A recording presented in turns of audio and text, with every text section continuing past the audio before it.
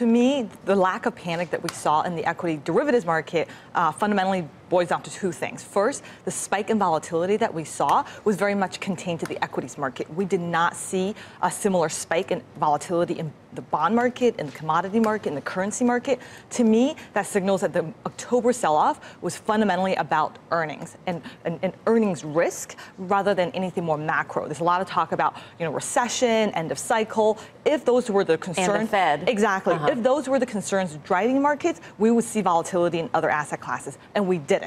And the second thing that was interesting is if you look at the spike in volatility, everyone looks at the VIX, which is volatility of S&P, but actually the biggest movers were at the single stock level. And that's highly unusual in a market down 10% month. Typically, we see the other way around. The index side would see a bigger increase as investors, buy portfolio protection, index protection, bidding up index level volatility. We didn't see that. So again, fundamentally driven, earnings driven. In terms of the volatility spikes in individual stocks, were they the stocks that had the earnings issues, and that makes you further believe that this was an earnings specific issue, a corporate driven sell-off that we saw in October? Exactly. I think it's not really so much concern about this quarter's earnings. I think everyone's eyes are on next year's earnings. The talk about whether we're at peak margins, right? So everyone's looking to company guidance. That's why actually, if you look at implied moves on earnings, like what option markets were pricing in for earnings, this quarter had much larger than typical.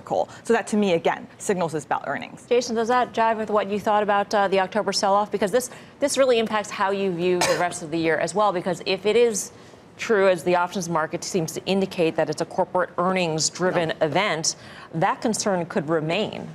I think that's true, and I think it is consistent. I think the decline in stocks is consistent with the idea of the second derivative slowing down.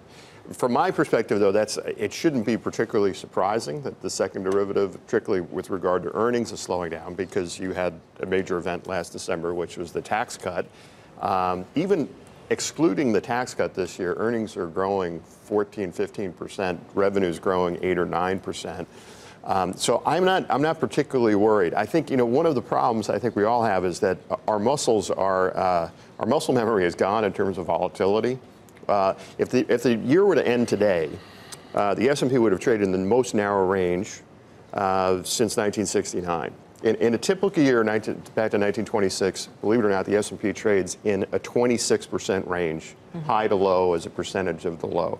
So this is scary. It doesn't feel good, but in my opinion, one of the big things that's happening is you're transitioning away from a sole reliance on monetary policy to other factors.